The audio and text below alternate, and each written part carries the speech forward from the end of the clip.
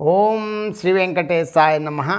मैं professor S Narayan Raju YouTube channel में आप सबका मैं स्वागत करता हूँ। छायावादी युग के प्रमुख कवि श्री जयशंकर प्रसाद जी द्वारा रचित अमर काव्य कामायनी के इड़ा सर्ग से संबंधित आज मैं और एक पद की व्याख्या अब बताना चाहता हूँ। इस पद में अब मनु अपने मन में ऐसे विचार करते हुए श्रद्धा को छोड़कर आने का कारण क्या है बता रहे हैं। पहले पद देखेंगे, पद के साथ साथ पद की व्याख्या भी देखेंगे।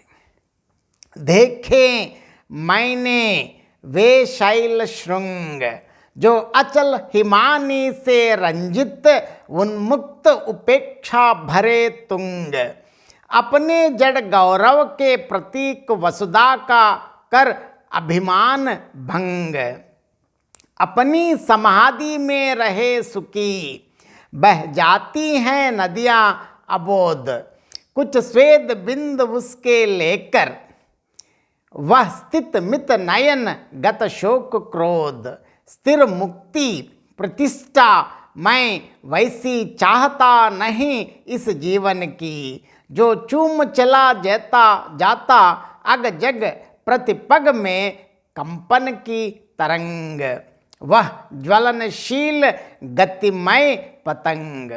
सबसे पहले इसमें इस पद में कठिन शब्दों का अर्थ देखेंगे।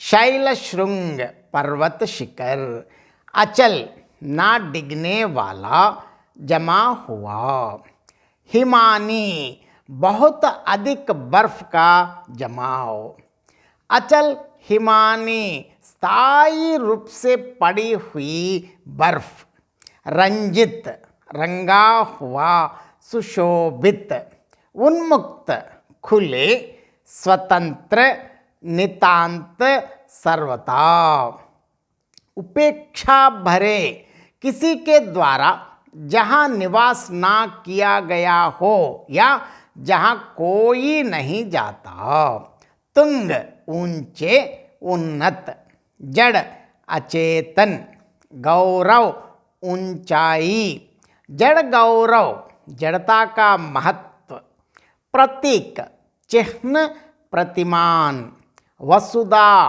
पृथ्वी धरती संसार, समाधि ध्यान दृढ़ता के साथ स्थिर बैठना, स्वेद बिंदु पसीने की बूंदे, लक्षणा से इसका अर्थ है पिघली हुई बर्फ के जलकण, अबोध अनजान भोली बाली, स्थितमित नयन स्थिर दृष्टि वाला, शांत मुद्रा अथवा निश्चेष्ट आंखें, गत शोक क्रोध जिसका शोक और क्रोध जाता रहा है, स्थिर मुक्ति सदा मुक्ति या मोक्ष वाला, संसार के बंधनों से शाश्वत मुक्ति या अविचल छुटकारा, प्रतिष्ठा मान मर्यादा, अबाध गति जिसकी चाल ना रुक सके, मरुत सदृश अर्थात वायु के समान, अग जग जड़ और चेतन चराचर जगत, प्रतिपग पग पग पर, गतिमय चलता फिरता, पतंग परवाना, कंपन की तरंग हलचल से भरी हुई गति या चाल, ज्वलनशील लगातार जलता हुआ, गतिमय पतंग सदा ही गतिशील रहने वाला सूरज। अब व्याख्या देखेंगे। देखे मैंने वे शैल श्रृंग जो अचल हिमानी से रंजित उन्मुक्त उपेक्षा भरे तुंग, अपने जड़ गौरव के प्रतीक वसुधा का कर अभिमान भंग।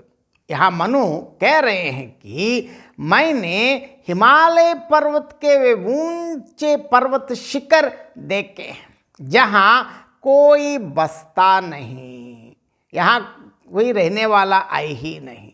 जो उपेक्षित हैं अर्थात वहाँ कोई नहीं जाता, जो बहुत ऊंचे हैं, अपनी जड़ता पूर्ण गुरुता के लक्ष्य हैं।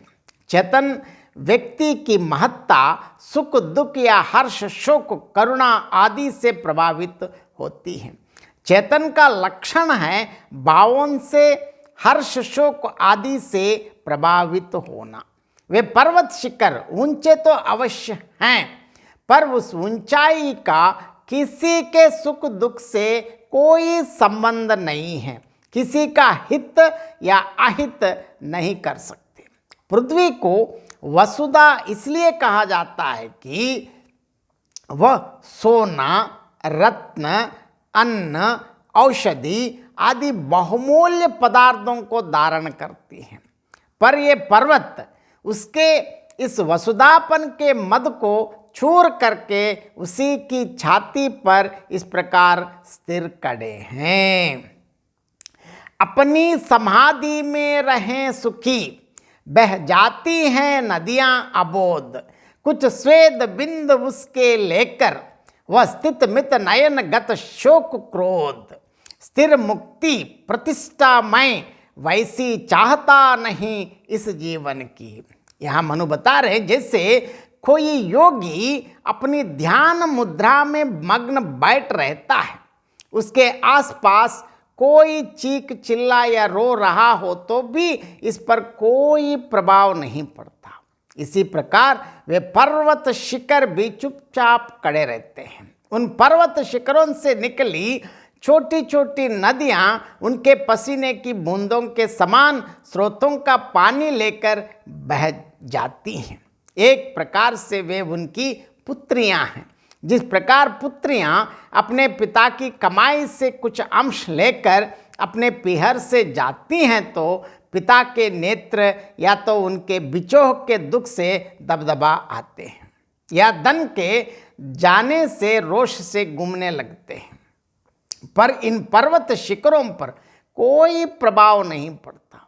वे तो उस समाध स्थिति की भांति ही रहते हैं जिसके नयन उन पुत्रियों के चले जाने पर भी स्थिर रहते हैं। उनमें दुख या रोष के लक्षण दिखाई नहीं देते हैं। वे सदा मोक्ष की अवस्था में मग्न रहते हैं। मैं अपने जीवन का ऐसा जड़ गौरव नहीं चाहता जिसमें किसी प्रकार की चेतना के लक्षण ही ना हो, किसी के मिलने या बिछड़ने का जिस पर प्रभाव ही ना पड़े। मैं तो पवन की भांति अपने मन की गति को बेरोक टोक चाहता हूँ, अर्थात जैसे वायु की गति को कोई नहीं रोक सकता, इसी प्रकार मेरे मन की आकांक्षाएं असीम है।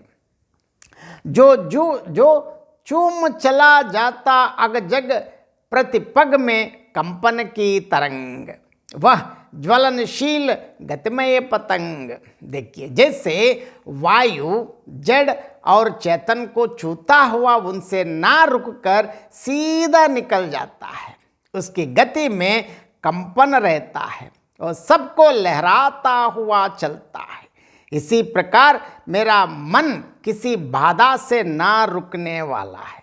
वो तो दीप शिखा में जलने वाले सदा उड़ते रहने वाले पतंगे के समान है, अर्थात जैसे फलिंगा या परवाना स्थिर नहीं रहता, दीप शिखा से जलने से भय नहीं खाता, इसी प्रकार मेरा मन भी सदा सदा के लिए आग में जलने वाला और ऊंची से ऊंची उड़ान भरने वाला है। इस पद की विशेषताएं देखेंगे।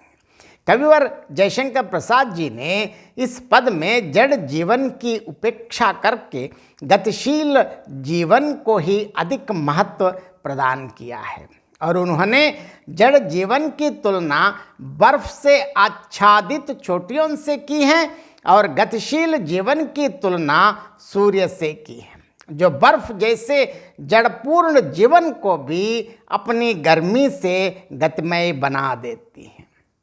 यहाँ कवि जयशंकर प्रसाद जी ने मुक्ति प्राप्त करने वाले एक तपस्वी साधक का मार्मिक एवं सार्थक बिंब प्रस्तुत करके हिमालय का असीम चित्ताकर्षक निरूपण किया है। शैल श्रृंग की समाधि में रत रहना, उनमें योगी के व्यवहार को नदियों में अबोधत्व धर्म के दर्शन से, उनमें पुत्री के व्यवहार के दर्शन से समासोक्ति अलंकार है।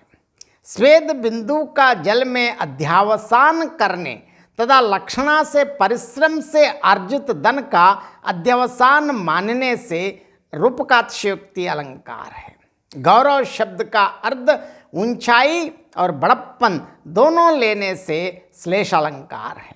नदियों के बह जाने पर भी शैल शुंग का स्थिर बने रहने से विशेषोक्ति अलंकार है। मरुत सदृश में उपमा अलंकार है।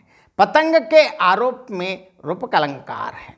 कवि जयशंकर प्रसाद जी ने हिमालय की चोटियों को शोक, क्रोध आदि से मुक्त होकर शांत आंकों द्वारा समाधि में स्थित की संज्ञा से अभिहित किया है, इसलिए यहाँ मानवीकरण अलंकार है। बहुत बहुत धन्यवाद। जय श्री राम।